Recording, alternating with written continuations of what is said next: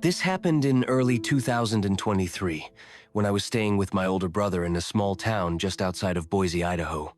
I had lost my job in Portland and needed a place to crash while I figured things out. He offered me the guest room at his house, a quiet two-bedroom rental at the end of a dead-end street surrounded by trees and farmland. The town itself had one gas station, a diner, and more cows than people. It was the kind of place where everyone knows everyone, or at least pretends to. I didn't mind it.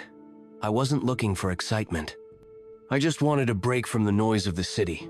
The house backed up against a long stretch of woods with no neighbors on that side.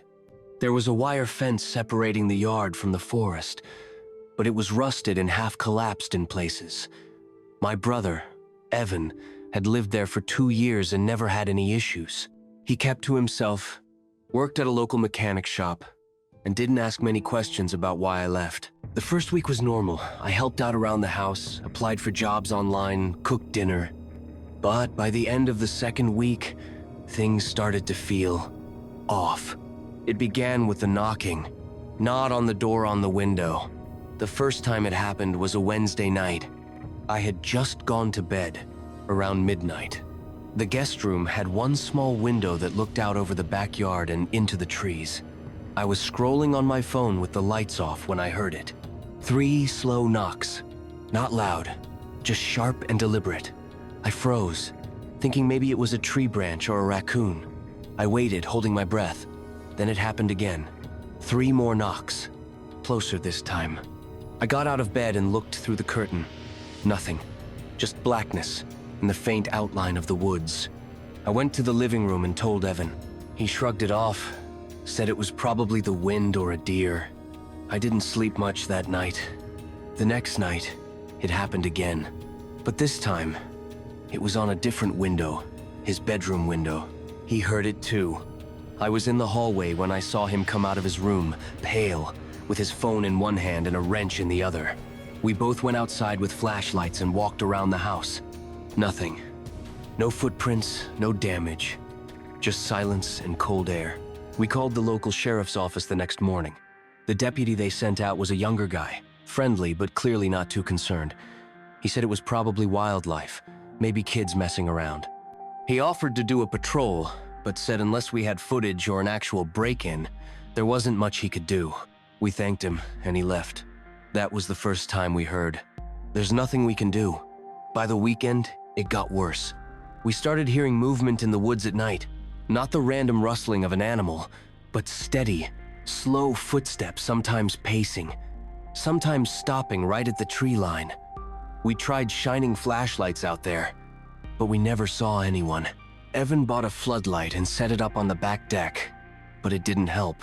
Whatever it was, knew how to avoid it. One night, around 2:30 a.m., we heard tapping. Not knocking tapping, rapid and rhythmic, like someone drumming their fingers on glass. I grabbed a kitchen knife and crept into the guest room. The tapping stopped the moment I pulled back the curtain, and there, on the glass, were fingerprints. 5 distinct, smudged prints, long and narrow, like someone had been standing there, waiting. I called the sheriff's office again. This time, 2 deputies showed up. They looked at the window, took a few notes, and told us it wasn't enough to investigate. I asked if they could dust for prints or set up surveillance. They said they didn't have the resources for that. They told us to stay alert and call again if anything escalated. It did. The next night, I woke up to the sound of breathing. It was so faint I thought I was dreaming, but it was real. Slow, raspy, deliberate breathing right outside my window. I was paralyzed. I didn't even reach for my phone. I just lay there, staring at the ceiling, trying not to move. The breathing lasted maybe a minute, then stopped. The next morning, I found a dead bird on the back porch. Its neck was snapped, and its wings were splayed out like someone had arranged it. We set up a camera that day, just one of those motion detection doorbell cams, mounted to a broom handle and stuck into the ground near the backyard. We aimed it toward the woods. That night, we stayed up watching the live feed. At 2:17 a.m., it caught something. A man stepped out from behind a tree. He was tall, thin, wearing a dark coat and what looked like a balaclava or ski mask. He walked slowly toward the house, stopped about 15 feet from the window, and just stood there for almost 5 full minutes. Then he raised one hand and waved at the camera.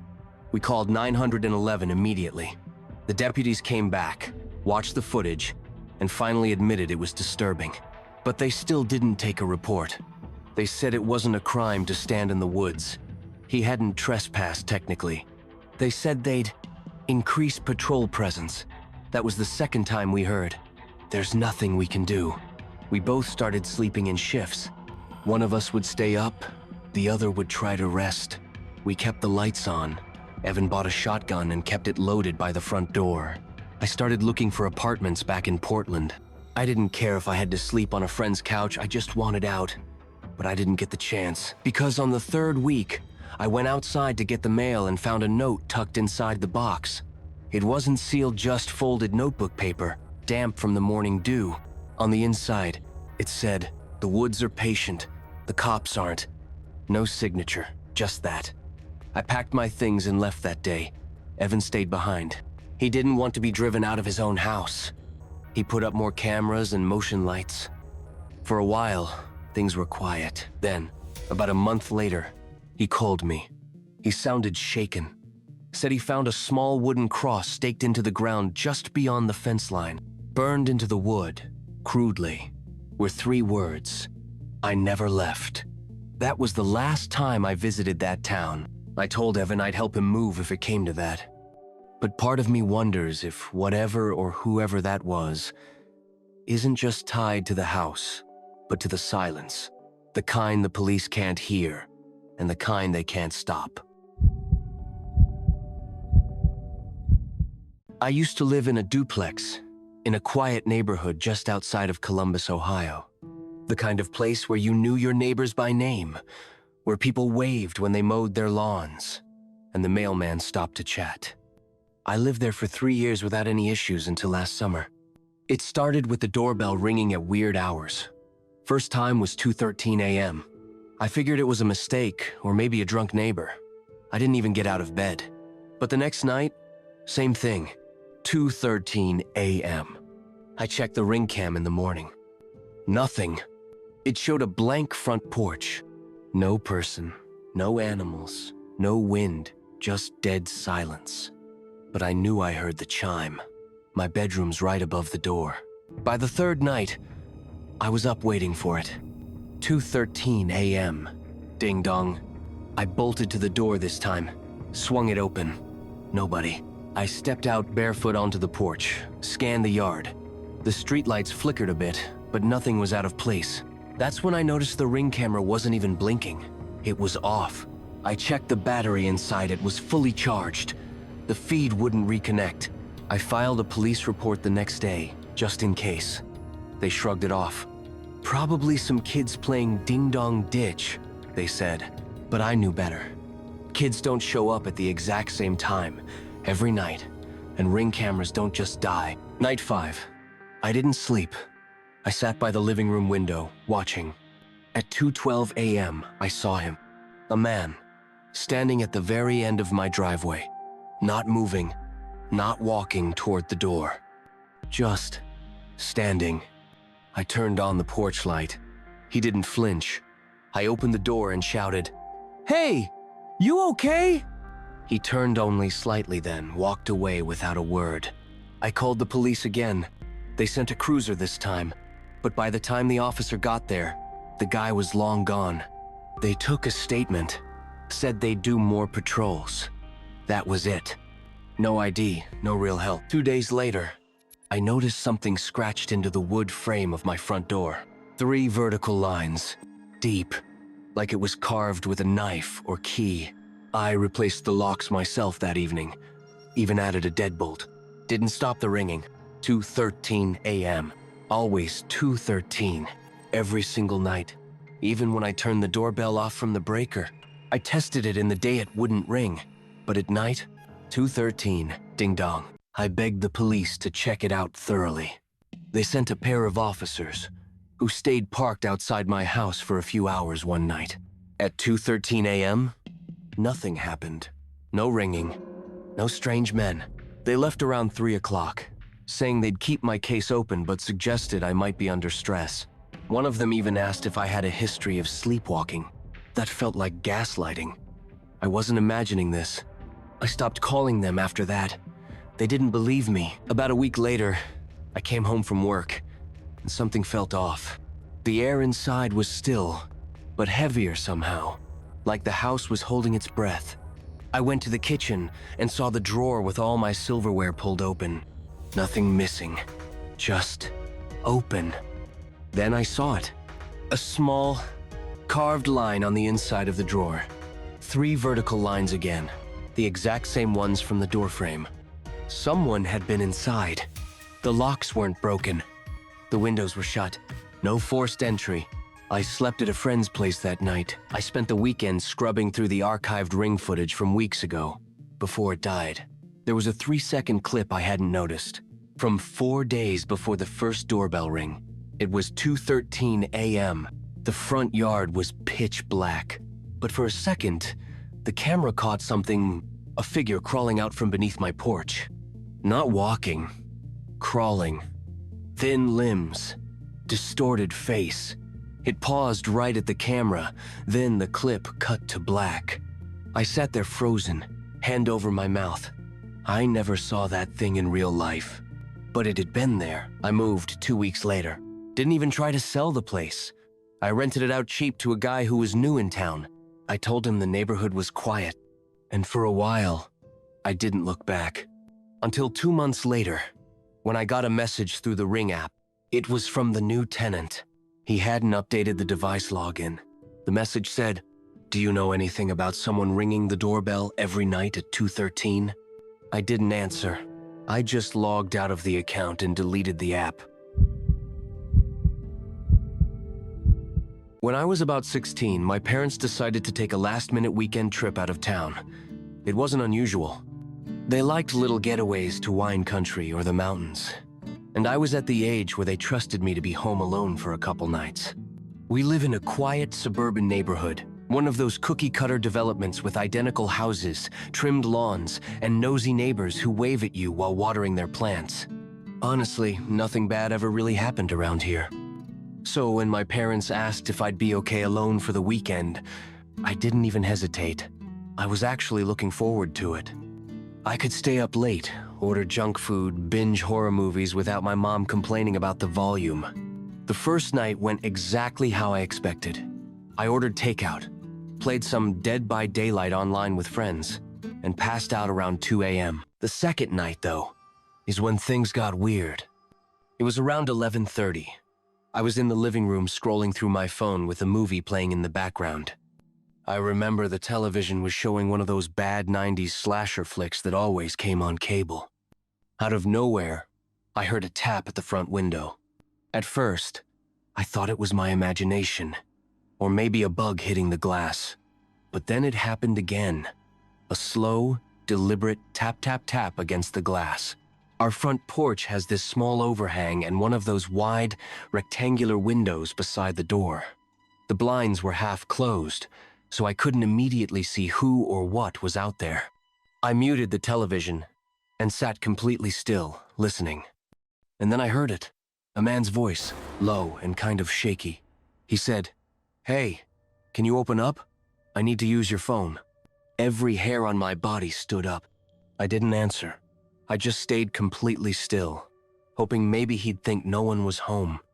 But then the doorknob rattled. Not like a test. It was forceful, like someone was trying to turn it hard, expecting it to open. I grabbed my phone and called my dad immediately. He didn't pick up. I tried my mom, no answer. They were probably out at dinner somewhere with bad reception. That's when I remembered my neighbor, Mr. Dalton. Retired cop, lived right next door. He was usually up late, watching television in his den.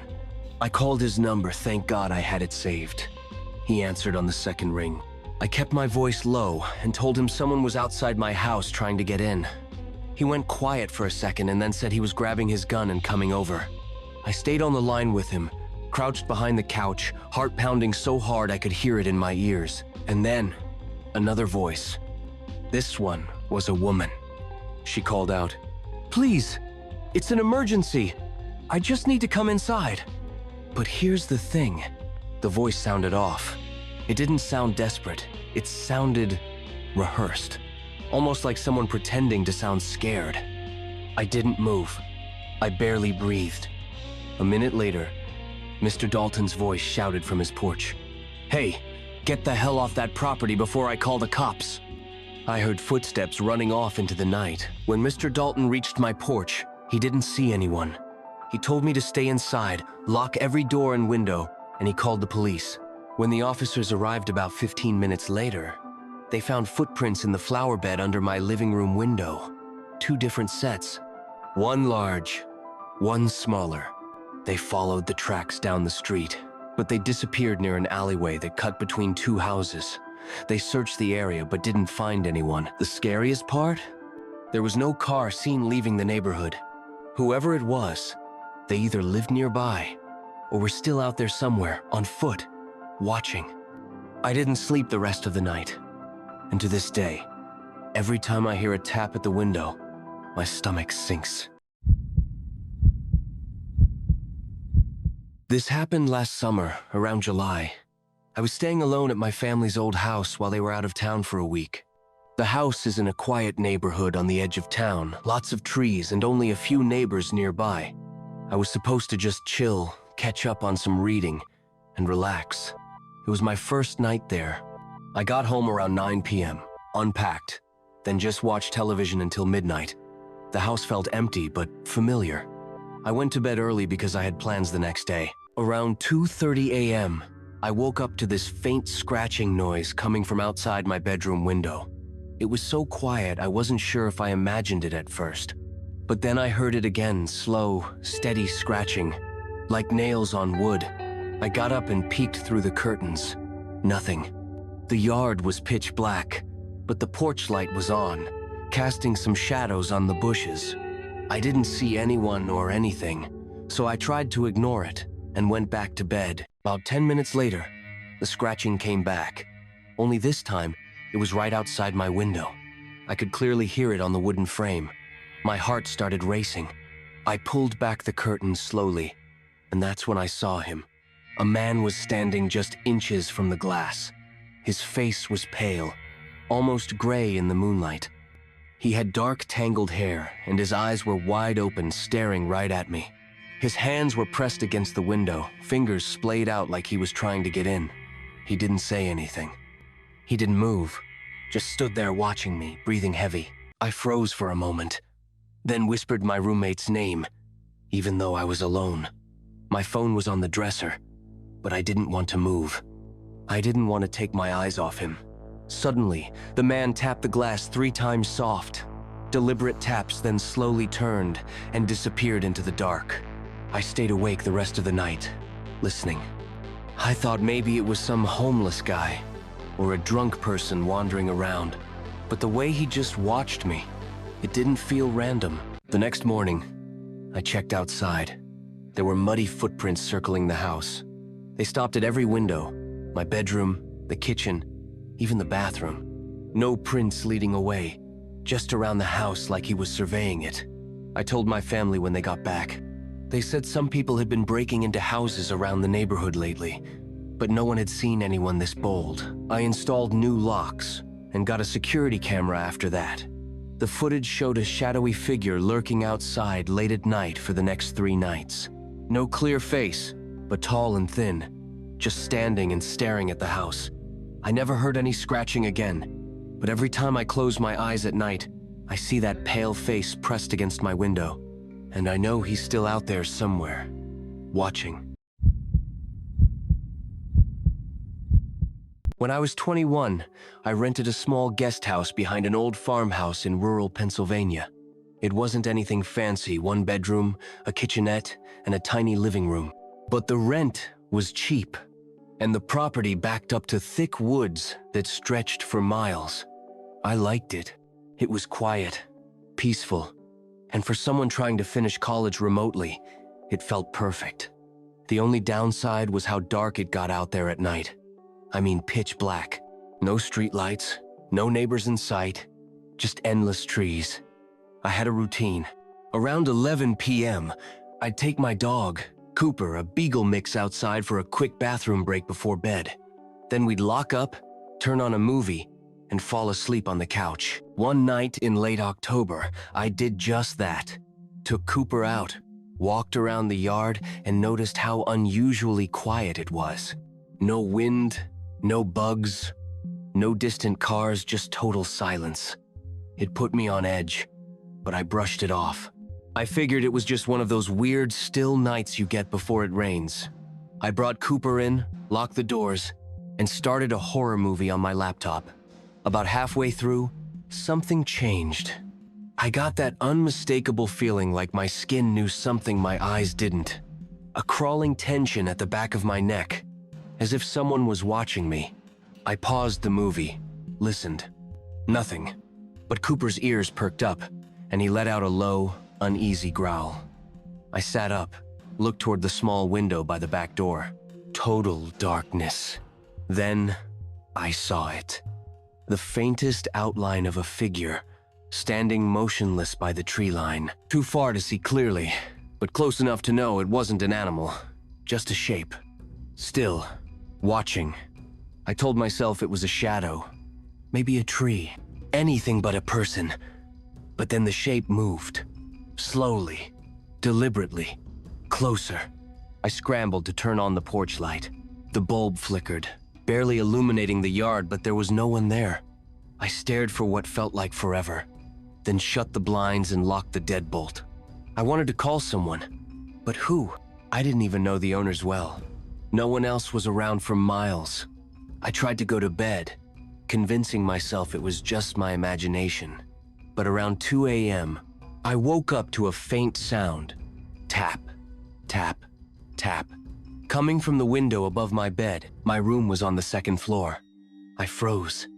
I could hear my own heartbeat in my ears. Another tap. Cooper started growling, low and steady, eyes locked on the window. I didn't want to look. Every instinct told me not to, but I did. I turned my head slowly toward the glass, and there he was. A man. Pale face, wild, unkempt hair, his mouth twisted into a crooked grin. His hand was raised, a single finger gently tapping the glass. Our eyes met. I couldn't breathe. He didn't speak, didn't blink, just kept tapping. I grabbed my phone, my hands shaking so badly I could barely unlock it. I dialed 911 and whispered my address. But when I looked back, he was gone. The police arrived 20 minutes later. They searched the property, the woods, everywhere. They didn't find anything. No footprints, no signs anyone had been there. But that wasn't the end of it. For the next week, every night at exactly 2 a.m., I'd hear faint tapping on a window. Different windows, the kitchen, the bathroom. Even once at the front door's glass pane. I never saw him again, but I knew it was him. I left that place before the month was over, broke my lease, packed everything I owned into my car, and drove straight to my sister's house 3 towns over. I still don't know who he was or what he wanted, but sometimes in dead, quiet nights, I swear I can still hear it. Tap, tap, tap.